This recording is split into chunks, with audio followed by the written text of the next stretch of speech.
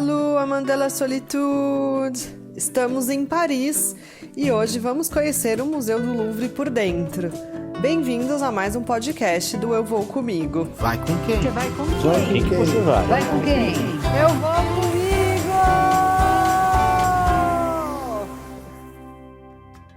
Na semana passada, a gente passeou bastante por Paris, a pé e de bicicleta.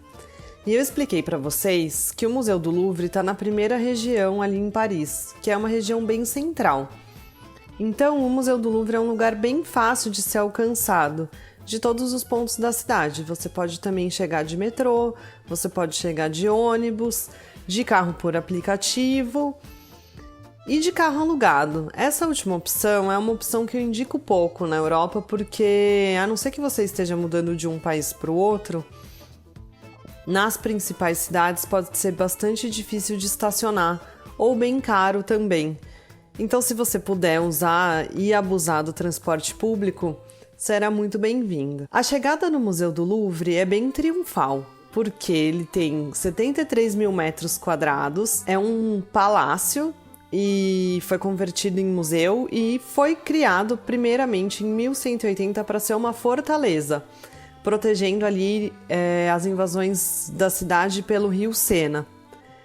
Hoje ainda é possível visualizar uma parte das estruturas dessa primeira fortaleza no subsolo do Museu do Louvre. Isso é uma coisa bem interessante quando você estiver fazendo sua visita. Existem alguns macetes para você conhecer e fazer até a compra dos seus ingressos.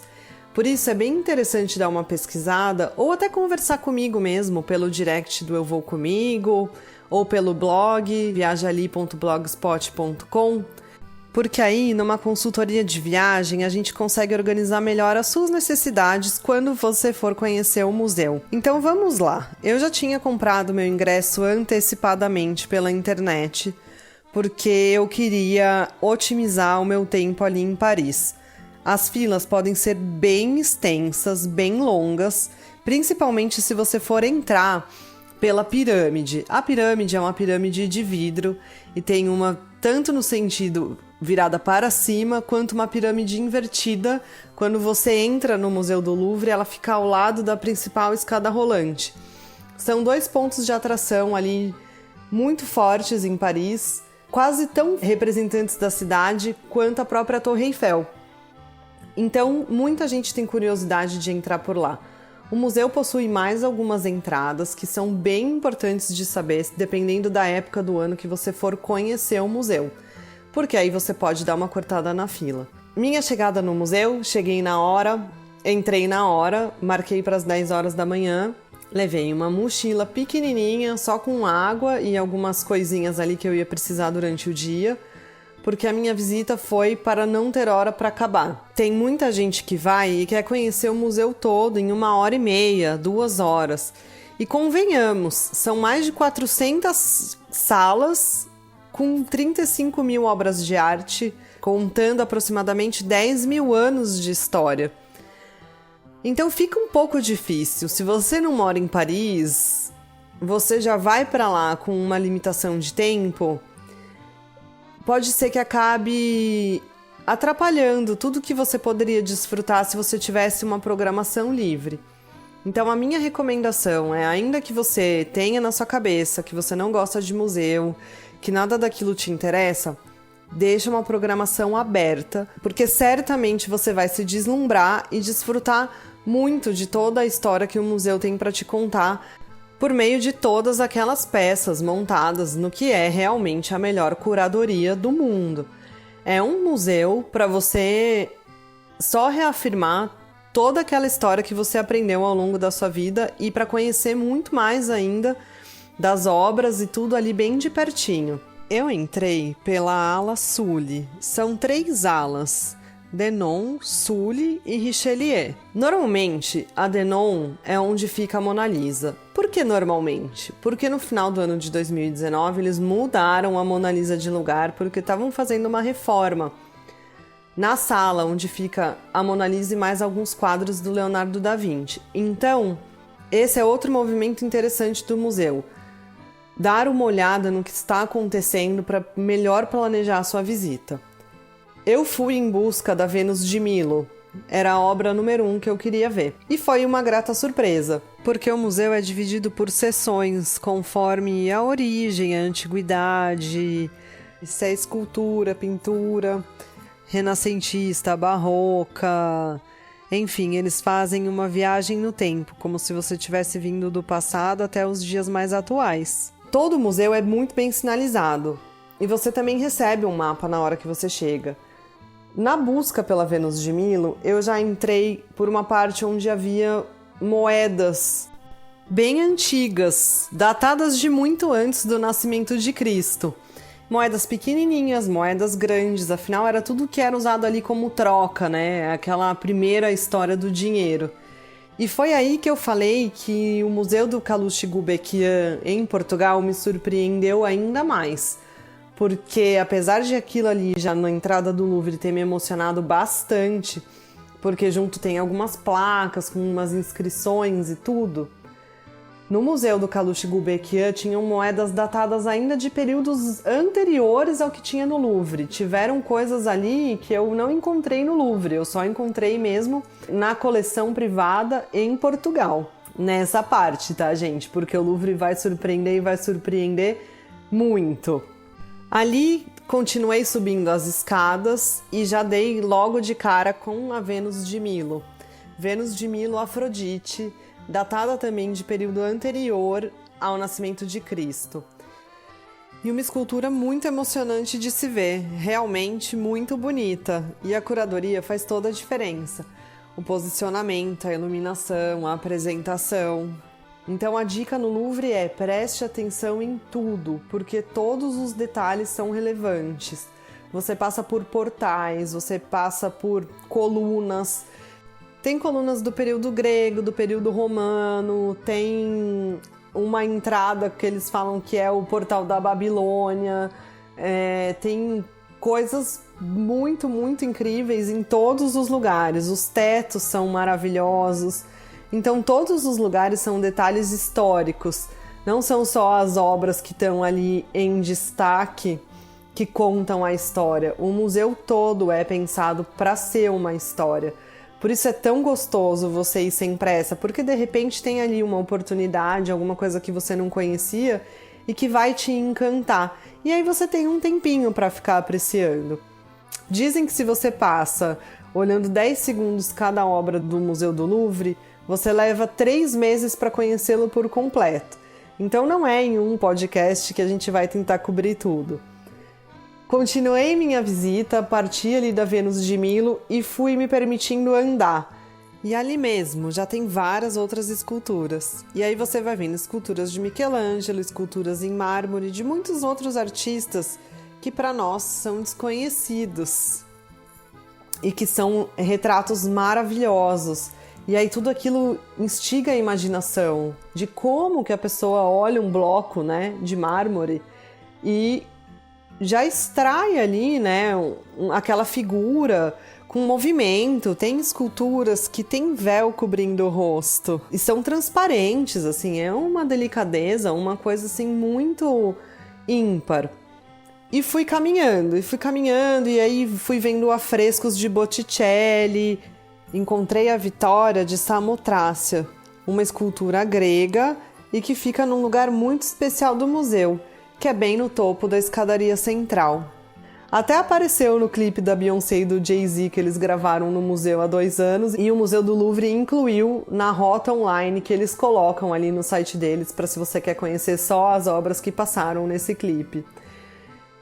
E aí eu fui andando e me perdendo, e realmente assim o museu tem cafés, tem restaurante, tem uns lugares super agradáveis para você sentar em frente às obras de arte e conseguir desfrutar de alguns cantinhos especiais. Existem algumas passagens secretas para você mudar de andar lá dentro, porque os andares eles não são interligados, então são 5 andares, 2 no subsolo e 3 para cima. E só o primeiro andar, as 3 alas são interligadas, nas outras todas você tem que voltar para um ponto principal para dali conhecer a próxima ala. Então essa também é uma dica super importante. Determinar aonde e o que você quer ver se você quiser ver só coisas específicas. E aí eu fui andando e me encantando com tudo aquilo que eu estava vendo, com toda aquela riqueza, com todos aqueles detalhes, e pensando que eu poderia ter fechado com alguém, né, para as pessoas me explicarem melhor o que estava acontecendo. E participei ali de algumas excursões guiadas que estavam rolando perto de algumas obras que eu achei mais interessantes. E fui descobrindo as coisas ocultas, né, nas telas, as histórias de tudo que estava ali. Tem umas coisas que são muito diferentes, né, do que a gente está acostumado. Brasileiros e museu parece que são coisas que se repelem, né? A gente não gosta, mas a gente não conhece. E é por isso que eu gosto de contar para vocês aqui no podcast essas histórias, porque aí vocês se inspiram em ir buscar, inspiram em conhecer. Porque isso tudo tá dentro daquele conceito só da gente se permitir. Sem preconceito, vai lá e vive, tenho certeza que vai dar certo. E se precisar de ajuda, eu tô aqui e por isso que eu tô contando tudo isso pra vocês. E continuei ali na caminhada, tava procurando uma parte ali que falava mais com os impressionistas, apesar de o impressionismo estar mais presente no Museu d'Orsay. Me deparei com um Monet muito maravilhoso e do lado estava o quadro que mais me encantou. Chama La Lecture, é um quadro de Renoir, bem pequenininho assim, ele não é um dos maiores não, mas ele é de uma delicadeza, de uma verdade, de uma sensibilidade. São duas meninas bem coloridinhas lendo um livro. E esse cantinho, ele é tão especial que bem em frente a ele tem um divã de veludo para que você possa sentar e desfrutar realmente daquele momento. E ali eu me peguei e fiquei por muito tempo. Fiquei só curtindo, fiquei viajando. Você fica viajando nas histórias, eu fiquei viajando ali em como é o olhar do artista, né? Em como ele consegue transcrever aquilo que ele enxerga numa obra tão singela, né? Ou tão emblemática como é a Mona Lisa, de repente. E é muito gostoso você se permitir essa viagem, apesar de ser para muitas pessoas uma viagem mesmo, sem sentido. Na minha cabeça tudo aquilo tinha um propósito, porque tudo aquilo foi feito e foi feito pelo homem e representa toda a nossa história. É todo um olhar da nossa história, né? Tudo ali é um olhar da nossa história e uma forma de traduzir os nossos acontecimentos, desde muito antes de Cristo até os dias quase atuais. O Louvre não tem obras de arte moderna, ele tem obras até o ano de 1890, mais ou menos. E aí, saindo de lá, já estava rumo à saída em busca da parte do Egito. E a parte do Egito, ela também fica ali pertinho da onde eu tinha entrado, na entrada do Sul. Ai, mas eu não contei pra vocês da Mona Lisa, né? Não, gente, vi sim, encontrei a Mona Lívia. Mona Lisa fica numa sala especial, na ala Denon, cheia de turista. É a única sala onde tem uma fila bem organizada, assim, bem demarcada, com muita gente, com câmeras muito, muito grandes. Você pode fotografar, ela fica num vidro à prova de balas. E eu gostei da Mona Lisa, ela realmente é emblemática, como eu acabei de falar. Mas, se vocês me permitem, eu não sou nenhuma curadora ou estudei a história da arte, né? Eu vi coisas ali no Louvre que eu me impressionei muito mais. Então, assim, se você já tá lá, vale a visita, lógico que vale. Mas é mais pra você falar, beleza, eu já vi. Porque tem outras coisas ali que te tiram mais o fôlego, e isso pode ter certeza. Como, por exemplo, essa caminhada que eu tava fazendo pra ir pra ala do Egito. E lá tem uma esfinge, gente, uma esfinge original egípcia, do Tanis, que se estima que tenha sido esculpida em 2600 a.C. E o Código de Hammurabi, que é conhecido entre os estudantes de direito, e eu, como uma boa advogada, estudei isso na faculdade, que é a primeira legislação escrita conhecida.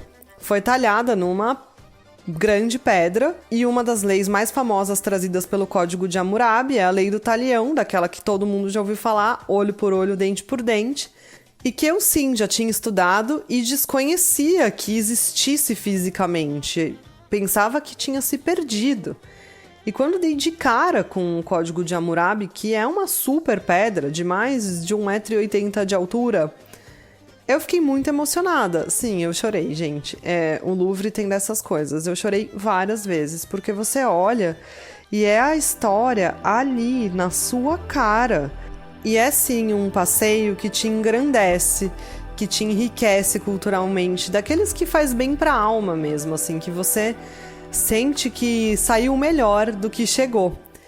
E eu tava ali desfrutando muito de todo esse momento quando a minha amiga me ligou e avisou que o primo dela tava ali pertinho me esperando porque ele queria me levar pra conhecer Paris vista de cima. Melhor falando, ele queria me levar pra subir as torres da Catedral de Notre Dame, que tem uma visão 360 de Paris. E eu logo me apressei para sair. Ainda queria passar no Carrossel, que é uma parte do Louvre que tem várias lojas legais para você comprar souvenirs, mas deixei isso para um outro momento, porque eu estava mesmo animada para conhecer Paris de cima, ainda mais com alguém que manja, né, muito bem da cidade. Tinha ainda algumas coisas que eu queria ter visto no Louvre. Corri para tentar cobrir ali o máximo possível enquanto eu estava saindo do museu, que já é uma super caminhada, e aí se você vai com presença você ainda consegue ver várias coisas. E saí para encontrar o primo da minha amiga, só que a minha visita no Louvre acabou se prolongando, e isso já era mais no final do dia. E a gente ainda precisava caminhar bastante para chegar na Catedral de Notre Dame. Então, será que deu certo da gente chegar lá? Essa eu vou te contar no podcast da próxima semana. Fica comigo aqui e quando te perguntarem vai com quem, é só responder: ué, eu vou comigo.